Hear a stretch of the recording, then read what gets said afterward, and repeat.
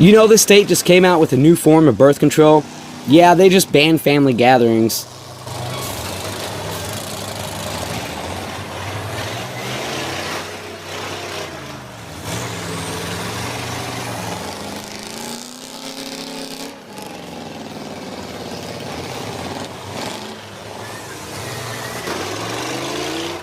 This is the most cousin-kissing, tobacco-chewing, hillbilly shit I've ever seen.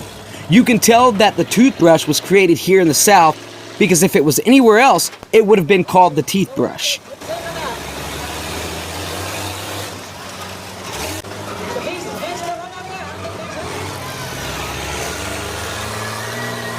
I like that War Pig bus. Too bad Ozzy's not here to see it. Actually, maybe they should change the name to Mama I'm Coming Home. I don't know. What, too soon? Come on, get over it.